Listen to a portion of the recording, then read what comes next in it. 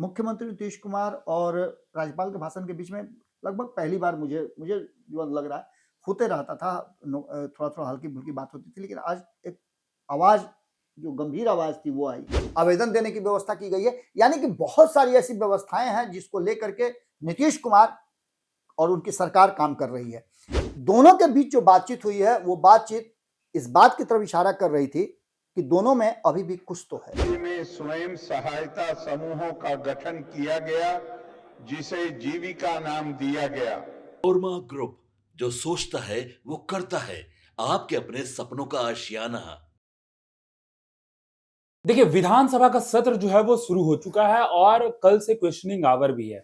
और बाबा पूरे दिन जो है वो विधानसभा में ही मौजूद रहे। क्या कुछ वहां खास रहा? क्या तेजस्वी यादव का इशारा, नीतीश कुमार की बातचीत, नेताओं का आरोप और प्रत्यारोप, सब कुछ बाबा ने नजदीक से देखा। और देखिए, कल भी हमने आपको बताया था कि विधानसभा सत्र शुरू होगा तो उससे पहले आपको कुछ इशारे देखने को मिल सकते हैं। बाबा ने साफ तौर पे आपको बता दिया था कि जब भी नीतीश और तेजस्वी का इशारा होता है तो उसे कई मायने जो है निकाले जाते हैं। देखिए, एक तरफ तेजस्वी यादव जो है व्हील चेयर पे पहुंचते हैं, तो वहीं पर नीतीश कुमार जो है पहुंचते ही तेजस्वी यादव को जो है इशारा भी करते हैं और हालचाल भी पूछ लेते हैं।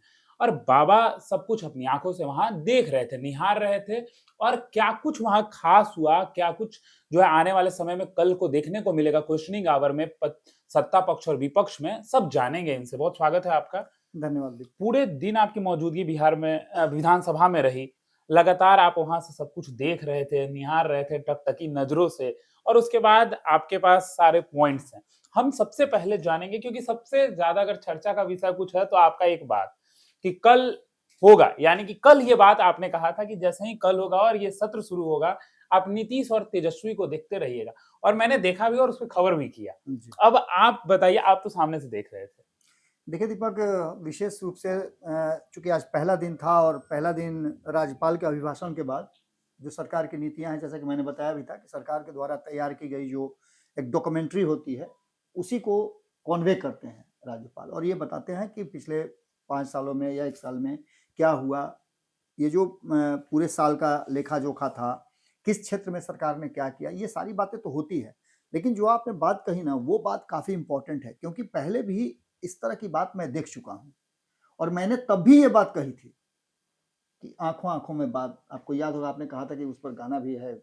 जी, कल ही की खबर में। जब मैं मौजूद था विधानसभा के संयुक्त सत्र में, सेंट्रल हॉल में, तो सेंट्रल हॉल में मुख्यमंत्री नीतीश कुमार और राज्यपाल के भाषण के बीच में लगभग पहली बार मुझे मुझे जो लग रहा है होते रहता था। थोड़ा-थोड़ा हल्की-फुल्की बात होती थी, लेकिन आज एक आवाज़ जो गंभीर आवाज़ थी वो आई। ख़ास करके जब प्रशासन की बात आई, तो पुलिस प्रशासन हमारे यहाँ चुस्त-दुरुस्त है, ये बात जब उन्होंने कहा तो इस पर विपक्ष थोड़ा-सा उग्र ज़रूर हुआ। बिल्कुल। और उग्र होने के बाद जो हँसी आई, जो मुस्कुराहट उसके बाद फिर आई, तो ये कुछ अलग कहानी कह रही थी तंज और वाली मुस्कुराहट थी। तंज वाली मुस्कुराहट थी। और इसके बाद जो पूरे सदन ने देखा, वो था नीतीश कुमार और तेजस्वी यादव के बीच आपस में आँखों-आँखों में बात। और यही आँखों-आँखों में नहीं, चूँकि दोनों के बैठने का जो सीटिंग अरेंजमेंट है, वो एक तरफ विपक्ष और एक तरफ सत्ता पक्ष, सत्ता के नेता और विपक्ष के नेता, दोनों ठीक मतलब आप 2 फीट की दूरी पे दोनों होते हैं। और वहाँ से जो बातें होती हैं, पिछली बार जो हुई थी, उसमें आँखों-आँखों में इशारा हुआ था। इस बार भी आँखों-आँखों में इशारा हुआ, लेकिन मुँह से भी कुछ बोले हैं। अब वो आवाज़ तो यहाँ आती नहीं है। और इन सब के बावजूद ये तो एक ऐसा सेक्टर था जिस पर हम आगे चर्चा करेंगे कि उसके मायने क्या हैं और उसके क्या होने वाले हैं। लेकिन सरकार ने 2025-26 का, जो 2025-26 का वित्तीय वर्ष था, उसका आर्थिक सर्वेक्षण पेश किया। और इस आर्थिक सर्वेक्षण की सबसे मुख्य बातें ये थी, किस-किस सेक्टर में सरकार ने काम किया और क्या सरकार की उपलब्धि रही। तो इस आर्थिक सर्वेक्षण में बिहार की अर्थव्यवस्था का एक अवलोकन अगर कर लेते हैं, तो इसमें 2024-25 के लिए सबसे जो हाल में त्वरित जो चीजें हैं, उसमें सकल घरेलू जो राज्य घरेलू उत्पाद जो है, जीएसडीपी, उसमें 2011 की तुलना में जो स्थिर मूल्य 8.6% था, अब वो बढ़ करके 13.1% हो गया है। यानी 2024-25 में बिहार की आर्थिक वृद्धि का दर जो है, वो भारत के सकल घरेलू उत्पादन जीडीपी के वृद्धि दर से जो 6.5% और वर्तमान मूल्य 9.8% थी, पीछे छोड़ दिया है। इस पर गर्व भी कर रहे थे वित्त मंत्री।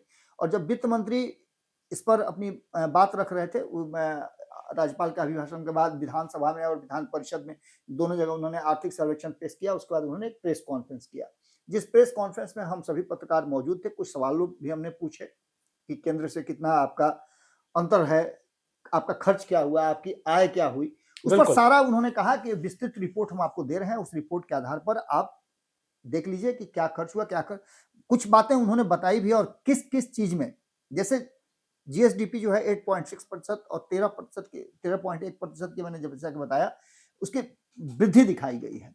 यानी कि केंद्र का जो एक आकलन है उससे हम बहुत आगे हैं। बिल्कुल, ये बातें बताई गई। 2024-25 के लिए त्वरित अनुमान के अनुसार बिहार में द्वितीय क्षेत्र जो है उसके सकल राज्यगत मूल्यवर्धन जो जीएसवीए है उसको 2011 की तुलना में जहां 11.1% था वो 15.5% बढ़ गया है।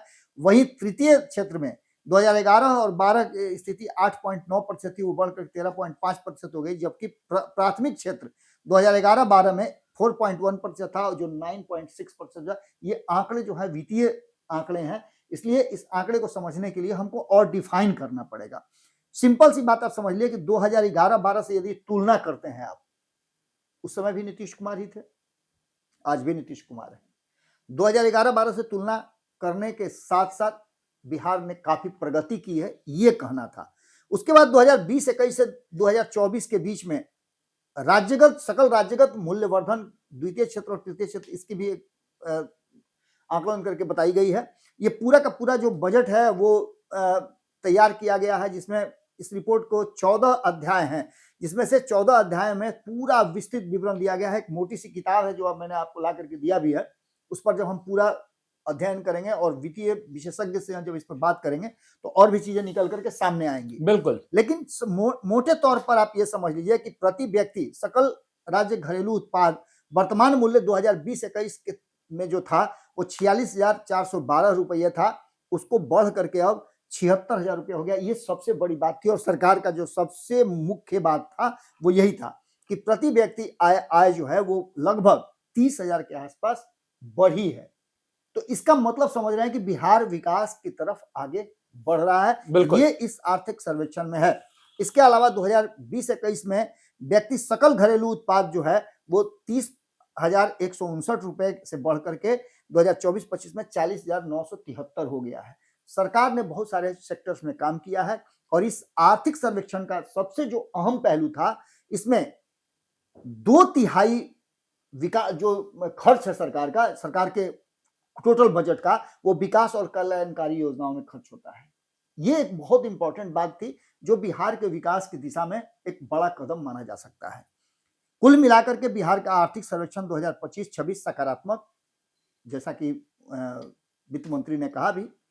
विजेंद्र यादव जब बात कर रहे थे तो बहुत सौम्य और शांत तरीके से उन्होंने चीजों को रखा। मूल्यांकन उपलब्ध कराया गया है, जिसमें निष्कर्ष यह है कि राज्य बृहद आर्थिक स्थिरता, क्षेत्रगत विविधता, बढ़े निवेश और मानव पूंजी विकास योजना सृजन लगातार अवसंरचना वृद्धि में सहयोग से उच्च विकास दर के साथ प्रगति के रास्ते पर निकल रहा है। जो मैंने कहा उस बात को अक्षरशः लिखा भी गया है। इसमें राजकीय वित्त व्यवस्था क्या की गई है, इसकी भी बात उसमें चर्चा की गई है। तो राजकोषीय विकास जो है वो अनुशासित वित्तीय प्रबंधन दर्शाता है। और क्योंकि राज्य सरकार का कुल व्यय 2020-21 में 1.66 लाख करोड़ था, वो बढ़ करके 2024 में 2.82 हो गया, लगभग दुगने से थोड़ा सा कम। बिल्कुल, लगभग एक पॉइंट कुछ उसमें बढ़ा है। तो इसको लेकर के भी सरकार काफी एक तरह समझिए तो खुश थी, और सरकार ने इसको दर्शाने की कोशिश की। सरकार ने कम उधार लेने और प्रभावी ऋण सेवा के जरिए राजकोषीय विवेक बरकरार रखते हुए शिक्षा, स्वास्थ्य, ऊर्जा, परिवहन, सिंचाई और कृषि क्षेत्र में विकासोन्मुखी लाभ लगातार प्राथमिकता देते हुए उसको लाभ भी प्राप्त किया है। यानी सीधे तौर पे आप ये कह सकते हैं कि कई ऐसे सेक्टर हैं जिस सेक्टर में बिहार सरकार ने पिछले वर्ष में काम किया है, जो दिख भी रहा है। इसमें कई ऐसे पूंजीगत व्यय की बात की जाए तो 2020-21 में 15.8% था, जो 2024-25 में 22.3%, यानी हर जगह वृद्धि दिखाई गई है। इसके बाद इसके दीर्घकालीन ढांचा बदलाव किया गया है। दीर्घकालीन निवेश के लिए भी बहुत सारे स्कीम आई हैं और संरचना विकास, परिसंपत्ति निर्माण पर सरकार का विशेष फोकस है। राज्य सरकार ने राजस्व प्राप्ति के लिए 2020-21 में 1.28 लाख करोड़ रुपए से बढ़ाकर 2024-25 में 2.18 लाख करोड़ रुपए का राजस्व जो है वो प्राप्त करने का स्रोत बतौर उभारा है।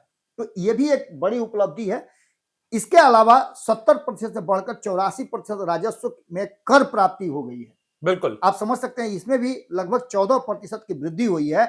ये छोटी मोटी बात नहीं है, ये एक बड़ी बात है। इसके लिए आपको एक कहा जाता है कि एडमिनिस्ट्रेटिव, अनुशासित तरीके से आपको इस वित्तीय प्रबंधन को देखना पड़ता है। हालांकि इससे पहले आपको बता दूं मैं कि सम्राट चौधरी वित्त मंत्री हुआ करते थे।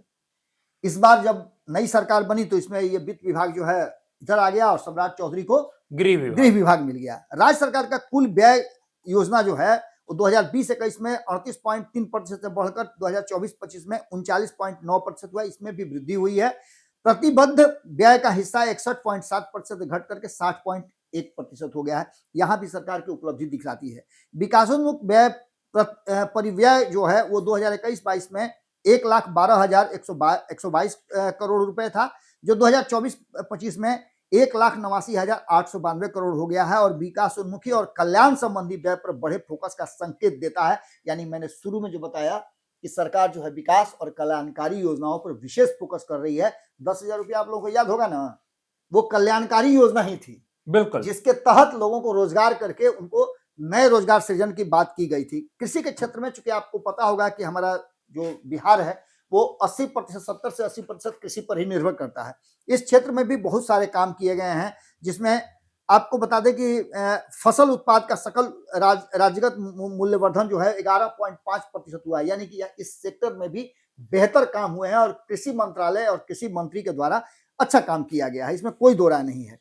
इसके साथ साथ जो चावल है वो 4.3%, गेहूं 7.1% और मक्का 12.6% का उत्पाद बढ़ा है, जिसके लिए आपको पता होगा कि केंद्र से बिहार को कृषि सम्मान भी मिला था। बिल्कुल, इसके अलावा बागवानी के क्षेत्र में भी लगभग 230 लाख टन अनुमानित था, जो 2019-20 में 206 था। यानी कि इसको भी काफी आगे बढ़ाया गया। फल और सब्जियों के उत्पाद में भी काफी कुछ बढ़ा है। दूध की जो उत्पादकता हमारी है 4.2% बढ़ी है, तो वहीं अंडा के उत्पाद में 10% वृद्धि हुई है। मछलियों में 9.9%, जो हम दूसरे राज्यों पर आश्रित रहते थे, उसको कहीं ना कहीं बिहार ने खत्म किया है और हम अब निर्यातक बन गए हैं। इसको लेकर के भी उन्होंने वित्त मंत्री ने कहा कि हम कई ऐसी चीजें हैं जिसका निर्यात कर रहे हैं। तो कहीं ना कहीं बिहार जब निर्यातक के रूप में सामने आ गया है तो निश्चित रूप से उसकी वृद्धि तो होगी। तभी तो किसी और को दे पा रहे हैं। बिल्कुल, अमेरिका और गल्फ कंट्रियों में हमारे यहाँ के मखाना से लेकर के और कई चीजें जा रही हैं। इसके अलावा आपको बता दें कि इसमें और भी कृषि से जुड़े हुए कई योजनाएं दी गई है। बिहार में 30 जिलों में जलवायु अनुकूल कृषि कार्यक्रम के लिए चुने गए। इसकी क्रियान्वयन अवधि 2021-22 से लेकर के 2024-25 में 238.49 करोड़ रुपए आवंटित किए गए हैं। ये कृषि क्षेत्र में विभिन्न योजनाओं के तहत दिए गए वो राशि हैं। उद्यम के क्षेत्र में भी जैसा कि हमने सवाल भी पूछा, तो वित्त मंत्री ने कहा कि हम उद्योग को अधिक से अधिक स्थापित करने के लिए प्रयत्नशील हैं और अधिक से अधिक उद्योग आएंगे, जिसमें हमने जो रोजगार और नौकरी का जो था वो 2024-25 में जो लक्ष्य हमने तय किया था, 5 सालों में जो हमने लक्ष्य तय किया था उसके जस्ट डबल, बिल्कुल दुगने हम लोग रोजगार और लगभग देने का जो है हमने काम किया है और उसके लिए हमने योजना बना ली है। उन्होंने योजना का तो खुलासा नहीं किया, लेकिन कहा कि हम बहुत जल्दी इस पर भी आपसे बात करेंगे और इस पर काम करेंगे। इसमें आपको बताते हैं कि बहुत बदली हुई स्थिति नजर आ रही है। खनन, जनोपयोगी सेवाएं और निर्माण में 2024-25 में अनुमानतः 8.6% की मूल्य वृद्धि का पता चलता है। तो मुख्यतः उपयोगिता सेवाओं में निर्माण के कार्य में, जबकि विनिर्माण के क्षेत्र में थोड़ी ही वृद्धि हुई है। विनिर्माण के क्षेत्र में हम बहुत ज्यादा आगे नहीं बढ़ पाए, इसका कारण आप समझ ही सकते हैं। 2019-20, 2023-24 के बीच औद्योगिक पूंजी सघनता उत्पादन तेजी से बढ़ी है। प्रति व्यक्ति स्थिर पूंजी दूनी हुई है, 29.9 लाख से लेकर के श्रमिक उत्पादक 10 लाख रुपए तक पहुंच गई है। ये बहुत बड़ा जो है वो मैंने कहा जाए तो अचीवमेंट है, उपलब्धि है, बिल्कुल। उपलब्धि है। जी। इसलिए आपको याद होगा कि हम लोगों ने एक गंगा जी के में एक हम लोगों ने कार्यक्रम किया था कॉम्फेड का, याद है आपको? बिल्कुल।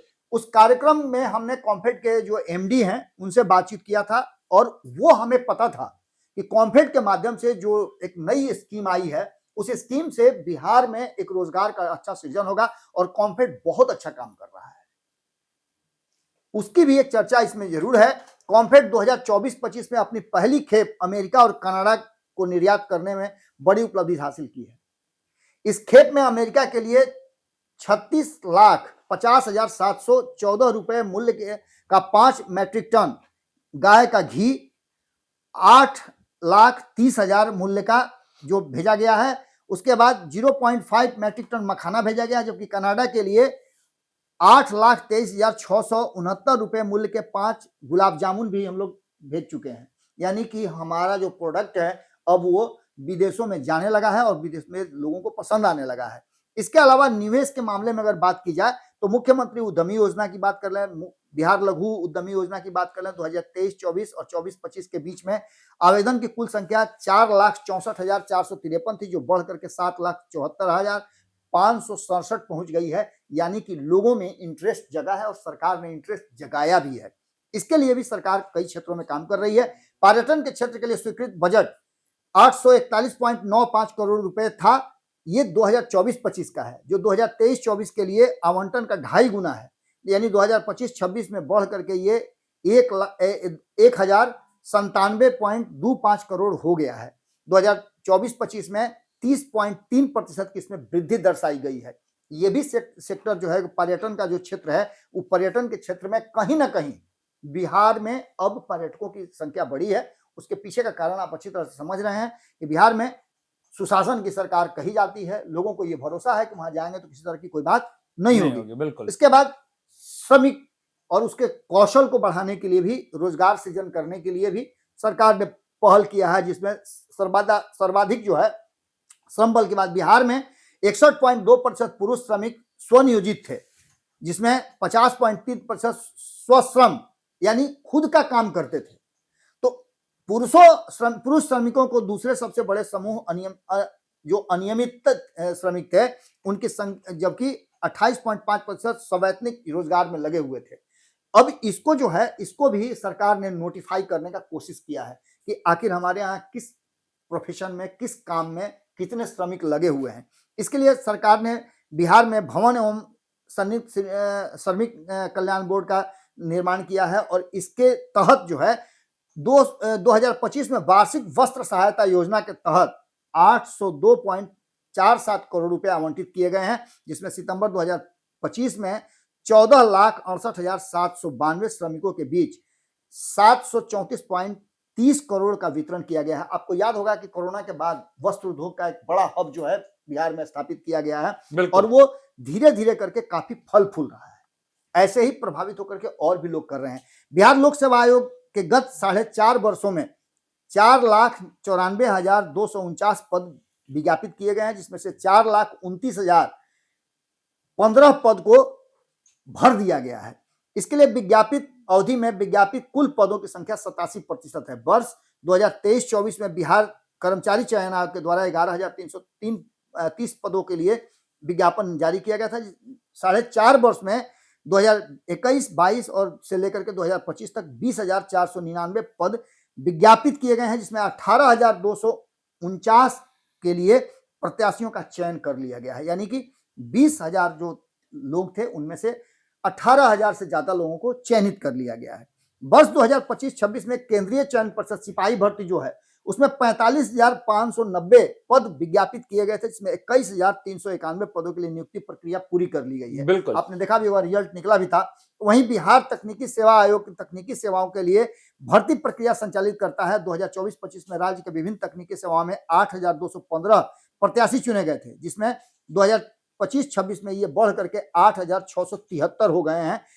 अब आप समझ सकते हैं कि ये किस तरह से वृद्धि हो रही है। ये 4 पन्नों का जो विजन डॉक्यूमेंट है, ये सरकार ने जो अब तक किया है, हम उसकी बात कर रहे हैं। आगे हम आपसे वो भी चर्चा करेंगे कि सरकार आगे करने वाली क्या है।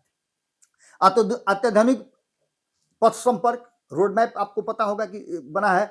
सरकार अगली पीढ़ी के लिए दूरगामी रास्ते बना रही है जिससे कि बहुत सारी सुविधाएं हो। आपको याद होगा कि नीतीश कुमार आए थे तो बोले थे कि मैं ये चाहता हूं कि कोई भी आदमी राजधानी पटना 5 घंटे में 6 घंटे में कहीं से भी पहुंच जाए। अब उसे 4 घंटे कर दिया गया है और उसे और घटाने की तैयारी चल रही है। आपने देखा भी होगा किस तरह से इंफ्रास्ट्रक्चर बिल्ड किया गया है, रोड, सड़क, 6 लेन नेटवर्क बनाया जा रहा है। नेटवर्क बनाया जा रहा है।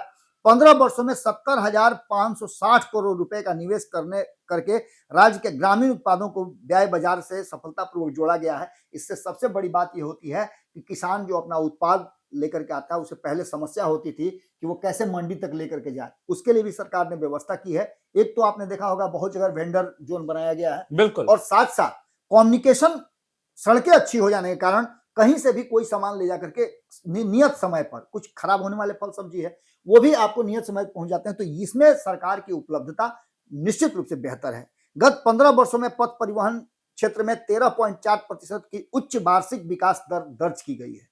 यानी आप समझ सकते हैं कि 13-13.5% यदि सड़कों के निर्माण में हो रहा है तो निश्चित रूप से कहीं ना कहीं एक अच्छी पहल है। इसमें आपको बता दें कि राज्य का सकल जो मूल्यवर्धन है जीएसबीटी, उसको लेकर के वायु मार्ग क्षेत्र में योगदान 2011-12 में से 2024-25 के बीच 15 गुना बढ़ा है। 31 करोड़ रुपए से 453 करोड़ रुपए हो गए हैं। यानी कि पटना, गया, दरभंगा, आपने देखा होगा पटना एयरपोर्ट, जो लोग जाते हो तो देखे ही होंगे, बाकी लोगों ने देखा होगा जब प्रधानमंत्री उद्घाटन करने आए थे। तो पटना, गया, दरभंगा और पूर्णिया 4 हवाई अड्डे चालू हो चुके हैं। अब यहां से आप उड़ान भर सकते हैं और लोग भर ही रहे हैं। इसके अलावा 13 और हवाई अड्डे का विकास किया जाएगा। यानी आप समझ सकते हैं अब यही नहीं, आप सीधे यहां से उड़ान भर करके घंटों में, जो कई घंटों का काम होता था वो अब कुछ ही क्षण पल में माने दूरियां घट गई हैं। और बल्कि बिहार के एक कोने से दूसरे कोने में जाना आसान हो गया है। बिल्कुल। उसके बाद राज्यगत मूल्यवर्धन में जल परिवहन क्षेत्र में योगदान 13.4% की वार्षिक दर से वृद्धि दर्ज की गई है। जल मार्ग विकास परियोजना के तहत मुख्य उपलब्धियों में बिहार के कालूघाट में अंतर मध्यम टर्मिनल, 21 सामुदायिक जेटियों के साथ त्वरित पैंट्रोन ओपनिंग मैकेनिज्म का निर्माण शामिल है। और भावी योजना का परिवर्तनकारी तत्व पटना में 1,200 करोड़ रुपए अनुमानित व्यय वाली शहरी वाटर मेट्रो परियोजना लाई गई है। इसका भी हमने आपको खबर करके बताया था कि सड़क पे तो आप कर ही रहे हैं, हवाई जहाज से कर ही रहे हैं, अब जल में जो है वो करना था। इसीलिए मैंने बताया था कि कॉम्फेड के जो कार्यक्रम हम लोगों ने किया था, पूरा समझा था कि कॉम्फेड समझाया था आप लोगों को कि कॉम्फेड क्या कर रही है, कॉम्फेड का मायने क्या है।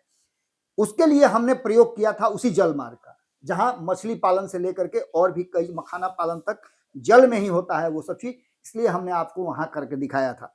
2020 से 2025 के बीच राज्य पथ परिवहन निगम लिमिटेड जो है उसमें अपने प्रदर्शन को बरकरार रखा है। इसमें आपने देखा होगा किस तरह से पिंक बस सर्विस शुरू हुई है, बसों की संख्या बढ़ी है। अब यहां से सीधे आप बस के द्वारा भी कहीं जा सकते हैं, ये भी व्यवस्था की गई है। इसके अलावा भवन निर्माण ने 7,396 करोड़ निवेश करने वाली कुल 5,556 परियोजनाओं को पूरा किया है, पूरा हो चुका है, उसकी बात कर रहे हैं।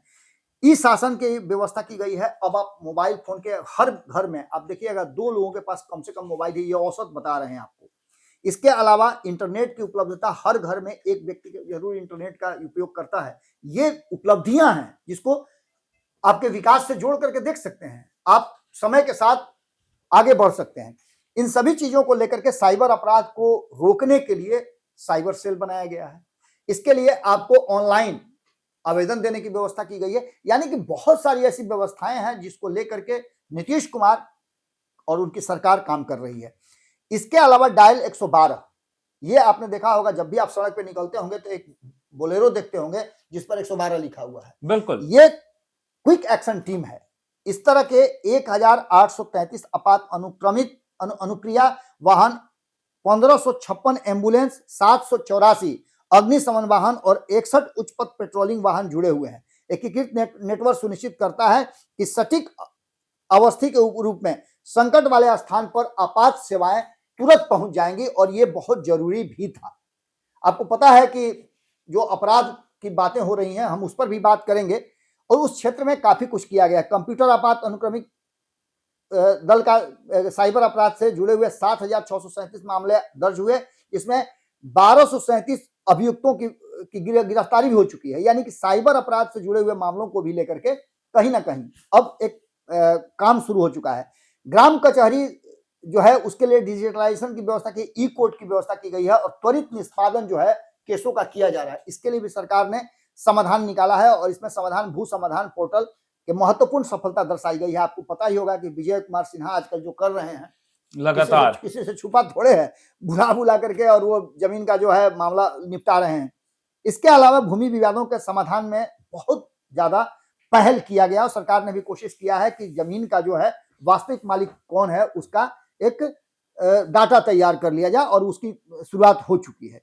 राज्य सरकार CFMS 2 की शुरुआत जनवरी 2025 में की, जिसमें बजट प्रावधान, ई बिलिंग, कोषागार प्रबंधन, लेखा प्रबंधन आदि से जुड़ा हुआ था। अब ऐसा नहीं है कि आप गए ट्रेजरी से पैसा निकाल लिया कुछ कर दिए, अब आपको सारा चीज जो है ऑनलाइन व्यवस्था हो गई है। विद्युत क्षेत्र में चूंकि विद्युत मंत्री भी रह चुके हैं विजेंद्र यादव, इसलिए उन्होंने विद्युत के क्षेत्र में बहुत सारा काम किया है। आपको याद होगा कि आपको बिजली भी फ्री मिली है। उत्पादकता की जहां तक सवाल है कि हमारे यहाँ जो बढ़ा है उसमें जो हमारी क्षमता है, विद्युत क्षमता जो है वो 11,764 मेगावाट है, जिसके मुख्य हिस्सा ताप विद्युत का है 7,743 मेगावाट। वहीं सौर ऊर्जा सबसे बड़ा नवीकरण स्रोत है और इसमें 1,922 मेगावाट का योगदान है, जबकि जल विद्युत से 1,356 मेगावाट बिजली उत्पादन होती है। 699 मेगावाट का योगदान पवन ऊर्जा से है। अब आपको एक और चीज बताते हैं। वित्त मंत्री ने कहा कि जिन लोगों ने इच्छा किया है, आवेदन किया है, उनके घर पर हमने सौर ऊर्जा लगाने का भी व्यवस्था किया है। बिल्कुल, और उससे भी बिजली का उत्पादन हो रहा है। इसके अलावा राज्य विद्युत अवसंरचना के विस्तार हुआ है और ग्रिडों की संख्या बढ़ाई गई है। 2012-13 में 80 से बढ़कर ये 2025-26 में 175 ग्रिड हो गए हैं। यानी कि बिजली के उत्पादन की अवधि जो है 15,170 MVA से बढ़ करके 7.5% की वृद्धि हुई है और इसकी वृद्धि चक्रवृद्धि हो रही है। 37,090 MVA का बिजली उत्पादन हम करने लगे हैं। इसके बाद बिहार बिजली की उपलब्धता की काफी बढ़ी है और शुद्ध उत्पादक खरीद 2020-21 में 3,207 करोड़ यूनिट से बढ़ करके अब ये 5,119 यूनिट हो गया है। अर्थात 4 वर्षों में 1,912 करोड़ यूनिट की वृद्धि हुई है। आप समझ सकते हैं कि सरकार इस क्षेत्र में काम करी। ग्रामीण विकास के क्षेत्र में भी जॉब कार्ड की व्यवस्था की गई है, ये भी आपको पता होगा। इसके अलावा मनरेगा के तहत ग्रामीण संपर्क संबंधी कार्य जो हैं उसमें भी प्रतिशत भू संरक्षण से लेकर के सभी कार्यों का निष्पादन विधिवत रूप से हो रहा है। राज्य में भूमिहीन परिवारों को बास्केट जमीन अलॉट करने में भी सरकार ने जो पहल किया है उसकी भी स्थिति बहुत अच्छी चल रही है और सरकार ने बताया है कि 39,405 बास्केट जमीन आवंटित किया गया है। सरकार ने बास्केट जमीन वितरण के लिए 2024-25 में 20 करोड़ रुपए आवंटित किए थे और ये पूरी तरह से चल भी रहा है। बात यहीं तक नहीं है, इसके अलावा पंचायती राज को सुदृढ़ करने के लिए आपको पता होगा कि पंचायत भवन से बनाने से लेकर के और भी कुछ चल रहा है। नगर विकास की बात करें तो कई शहरों से जल निकासी की योजनाएं, ग्रामीण मुख्यमंत्री समग्र शहरी विकास योजना के तहत भी बहुत सारी काम चल रहे हैं, उसके लिए भी आंकड़ा प्रस्तुत किया गया। प्रधानमंत्री आवास योजना के तहत भी काम चल रहा है। पटना मेट्रो रेल परियोजना जो कि एकदम आपको लग रहा होगा कि अब ये पूरी तरह से एक मिरेकल हुआ है, लोगों को ऐसा लग ही रहा था कि इस तरह का मिरेकल हुआ है। इसको 2 चरण में पूरा करने की बात की गई है। अभी जो है प्रथम चरण में पूर्वी पश्चिमी मार्ग दानापुर से पटना रेलवे स्टेशन होकर मीठापुर और दूसरा जो कॉरिडोर बना है उसमें उत्तर दक्षिण कॉरिडोर इसको कहा जाता है। पटना रेलवे स्टेशन से गांधी मैदान और पटना मेडिकल कॉलेज अस्पताल होकर के पाटलिपुत्रा बस टर्मिनल तक रेल मार्ग की व्यवस्था की गई है। जो मेट्रो की बात मैं कर रहा हूं, इसमें 32.50 किलोमीटर, जिसमेम 13.91 किलोमीटर उत्थित खंड यानी अंदर है, बाहर ऊपर में है और 18.59 माने लगभग 19 किलोमीटर भूमिगत रेलखंड है। ये भी आपने देखा होगा, इसकी भी एक तरह समझिए शुरुआत हो चुकी है। नगर विकास में अन्य भी चीजें आवंटित की गई हैं। इसके बाद वित्तीय संस्थाएं जो हैं वो अपना काम कर रही हैं। ग्राहक सेवा केंद्र खोला गया है, इसके लिए राज्य में बैंकिंग नेटवर्क को बेहतर करने के लिए ग्रामीण स्तर तक भी व्यवस्था की गई है और सरकार ने इस बार उसमें विशेष पहल किया है कि लोन देने में किसी भी तरह का कोई समस्या न करे बैंक। बिल्कुल। इसको निष्पादित करने के लिए मानव विकास के क्षेत्र में भी बहुत बड़ा काम करने जा रही है सरकार, अब किया भी है। पिछले जो 19 वर्षों में सामाजिक सेवाओं का व्यय लगातार बढ़ा है, जो पहले दशक में 5 गुना से अधिक और 2005-06 में से लेकर के 2025-26 तक 15 गुना से वृद्धि हुई है। इसमें स्वास्थ्य के क्षेत्र में शिक्षा पर व्यय क्रमशः 14.4 गुना और स्वास्थ्य पर 14.4 गुना और शिक्षा पर 13.2 गुना वृद्धि की गई है। यानी शिक्षा और स्वास्थ्य के क्षेत्र में निश्चित रूप से पीएचसी वगैरह आप देख रहे होंगे वो खुले हैं, कई अस्पताल खोले जा रहे हैं, उसमें और भी व्यवस्थाएं की जा रही है। इसके बाद बिहार में जन्मकालीन जीवन संभाव्य जो है उसमें पुरुषों के लिए 68.9 वर्ष और महिलाओं के लिए 69.7 वर्ष निर्धारित की गई है। 9 से 13 की अवधि में पुरुषों और महिलाओं के जीवन संभाव्य 1.6% से बढ़ा करके 1.7 किया। मतलब अस्पताल में यदि आप जाते हैं तो आपके जीने की संभावना है, आपको मेडिकल सुविधाएं मिलेगी जिससे कि आपका जान बचाया जा सके, वो सुविधाएं काफी बढ़ी हैं। इसके बाद आपको बता दें कि 2017 से लेकर के 2023 तक बीच शिशु मृत्यु दर जो है 12 अंक घट करके 35 से 23 रह गया है। यानी समझिए कि कहां 35 और कहां 23 ये भी हुआ। अस्पतालों में पहुंचने वाले रोगियों को औसतन 2019 से लेकर के 19 में जो 9,517 था, 25 में बढ़ करके 25-26 में बढ़ करके 25% बढ़ करके 2024 में 11,900 हो गया है। अब लोग सरकारी अस्पतालों पे भरोसा करने लगे हैं। इसके बाद बिहार में मातृ मृत्यु दर जो है उसमें 2004 से लेकर के 6 के बीच में 312 प्रति लाख जीवित प्रसव में होते थे, 2002 से 208 थे। अब घट करके 21-22 में 104 और जननी सुरक्षा योजना के तहत 2021 से लेकर के 2024-25 के बीच में 15.77 लाख से 2.54, यानी समझिए कि बहुत बड़ा गिरावट हुआ है और ये प्रतिशत बढ़ करके 16.17 हुआ है। यानी कि आप समझ सकते हैं कि पहले मातृ और शिशु दोनों को बचाना मुश्किल होता था, क्योंकि कॉम्प्लिकेशन बढ़ जाते थे तो नहीं होता था, लेकिन अब उसकी व्यवस्था आप गांव के अस्पताल में भी देखिएगा तो सुरक्षित प्रसव की व्यवस्था की गई है। बाल विकास के क्षेत्र में भी लगभग 17-18 से लेकर के 23-24 तक की बात अगर करें तो 17.5% वार्षिक चक्रवृद्धि की दर से बढ़ा है। इस अवधि में व्यक्ति व्यय भी काफी बढ़ा है, जो 2.7 गुना बढ़ करके 2017-18 में 3,437 से 2024-25 में 9,271 हो गया। बिहार में आंगनबाड़ी सेविका आप खूब सुनते होंगे, आंगनबाड़ी में काम करने, इसमें गाना भी कितना आप सुने होंगे। इसमें भी कहीं ना कहीं इसके पोषण को लेकर के, पोषण संबंधी बात को लेकर के, बच्चों और माताओं के पोषण से लगातार दिए जाने वाले बल, उसको भी, उस पर भी काफी सरकार सोच रही है। यही वो चीजें हैं जिसमें आम लोगों के जीवन स्तर को सुधारा जा रहा है। इसमें बिहार में लड़कियों सहित ग्रामीण युवाओं के बीच खेलों के लिए बढ़ावा देने का मनरेगा के तहत 8,053 ग्राम पंचायतों में से प्रत्येक में खेल का मैदान बनाया गया है। यानी कि बच्चों को कौशल भी सामाजिक जीवन के साथ साथ शैक्षणिक जीवन के साथ साथ इसके लिए भी किया गया है। गंगा और अनेक अंतर्राष्ट्रीय नदियों के पानी जो है उसको लेकर के मैदानी भाग में उपज को दोमट मिट्टी के बावजूद बाढ़, सूखा और अन्य चीजों से जोड़ा गया है। इसके अलावा बिहार में अपनी हरित बजट को लेकर के भी एक बड़ा काम हो रहा है। इसको लेकर के इसमें समर्पित व्यय में 5 गुना से भी अधिक की वृद्धि दिखाई गई। 2021 में 3,308 करोड़ था, जो 23-24 में बढ़कर 16,880 करोड़ हो गया है। 2011-12 में बिहार में परितंत्र फुटप्रिंट जो था उसको तैयार किया गया था। जल जीवन हरियाली के तहत 7 निश्चय योजना पार्ट 3, उसके लिए भी कहीं ना कहीं नीतीश कुमार की सरकार ने बहुत सारे काम किए हैं। पार्ट 2 तो खत्म हो गया, पार्ट 3 में आए हैं और इसमें 10 करोड़ पौधा जो है वो तैयार करने में सक्षम हुई है, जो पिछला 2025 का साल बीता। बिहार में प्रदूषण को लेकर के प्रदूषण नियंत्रण बोर्ड 23 जिलों में अवस्थित 35 सतत परिवेशीय वायु गुणवत्ता अनुश्रवण केंद्रों की स्थापना की गई है, जिसमें कितना ज्यादा आपका वायु शुद्ध है उसकी माप होगी। जिसमें पटना में 6 केंद्र हैं, मुजफ्फरपुर में 3 केंद्र हैं, गया में 3, मुजफ्फरपुर में 3 और भागलपुर में 2 केंद्र हैं। बिहार राज्य प्रदूषण नियंत्रण बोर्ड 34 स्थानों पर गंगा का पाक्षिक और 70 स्थानों पर इसकी सहायक नदियों तथा तालाबों के मासिक अनुश्रवण में बोर्ड औद्योगिक मलिन जल, मल जल उपचार संयंत्रों का भी निर्माण किया है, जिससे कि पानी को शुद्ध किया जा सके, साफ किया जा सके।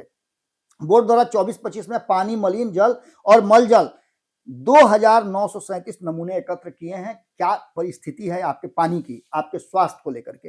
24-25 में समर्पित आपदा जोखिम न्यूनीकरण और जोखिम प्रबंधन दिशा निर्देशों द्वारा समर्पित आपदा प्रबंधन के लिए 1530 यानी 1530.48 करोड़ रुपए आवंटित किए गए हैं। ये आपका आर्थिक सर्वेक्षण था जो कि 2024-25 में सरकार ने जो काम किए हैं, जो व्यय किया है, जिस जिस सेक्टर में काम किया है, उसकी एक लेखा जोखा प्रस्तुत किया गया था।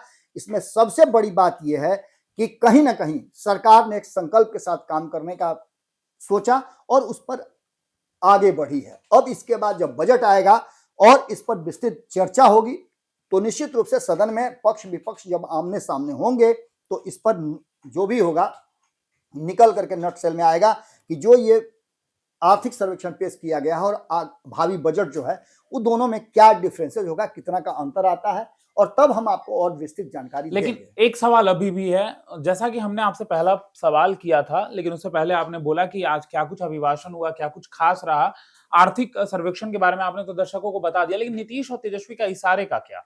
अब आप नहीं छोड़िएगा, मैं आर्थिक सर्वेक्षण की बात कर रहा था तो निश्चित रूप से एक बड़ी बात वहां से निकल करके सामने आई है और मैंने पहले भी बताया था, मैंने तो एडवांस में बता दिया था, कल ही की खबर में हमारी है जी। तो दोनों के बीच जो बातचीत हुई है वो बातचीत इस बात की तरफ इशारा कर रही थी कि दोनों में अभी भी कुछ तो है जिसकी पर्देदारी है। अब क्या है ये पर्दा उठने के बाद पता चलेगा। मैंने बताया भी है कि होली के बाद का हुई फगुआ गवाई तो कुछ ना कुछ हुई जरूर। तो चलिए फिलहाल इस खबर में इतना ही। कल से क्वेश्चनिंग आवर शुरू होना है। कल से विधानसभा का सत्र भी बहुत मजेदार होने वाला है, हंगामेदार होने वाला है, आप भी जरूर देखें। और बाकी तो बाबा की मौजूदगी वहां होगी ही, और शाम में ऐसे ही हम आपको पूरे विधानसभा में क्या कुछ खास रहा, क्या कुछ खास होगा, सब आपको बताएंगे। फिलहाल इस खबर में इतना ही। बने रहिए भारत लाइव के साथ। धन्यवाद। आपके सपनों को हमने सजाया है, ई होम्स पैनोरामा को हमने बनाया है। ई होम्स मेरा एक सपना था जिस पे मैं पिछले 4 साल से काम कर रहा था। हमने जो बनाया है वो सबने है माना। ई होम्स पैनोरामा में हो आपका भी आशियाना। और फाइनली हमने 2021 में इस प्रोजेक्ट को लॉन्च किया। बहुत लोग अप्रिशिएट कर रहे हैं कि पूर्णिया जैसे शहर में, बिहार के, एक तो बिहार की बात करें उसमें भी पूर्णिया जैसे छोटे जगह में इस तरह का लाइफस्टाइल देना, ये सुन के हम लोगों को बहुत अच्छा लगता है। ई होम्स में हमने कुछ और भी किया है, जैसे हम जिस जगह में रह रहे हैं हमारे फैमिली सिक्योर हो, उनको सिक्योरिटी का ध्यान में रखा है।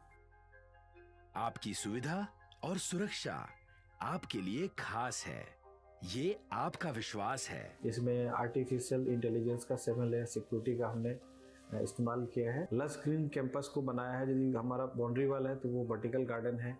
ये जितनी भी फैसिलिटी होता है एक इंटरनेशनल टाउनशिप में ई होम्स है, ये हम लोग विश्वास नहीं कर पा रहे हैं। जो भी हमारे मित्र दोस्त या जो भी हमारे बाहर के बाहर आते हैं तो हम लोगों को बहुत अच्छा सुनने को मिलता है और बहुत अच्छा क्रेडिट मिल रहा है। वो सारा हमने सिर्फ एक बिल्डिंग नहीं बनाया, हमें एक बहुत अच्छा लाइफस्टाइल दिया ई होम्स में, और मेरा एक सपना था जिसको मैं आज फुलफिल होते हुए देख रहा हूँ।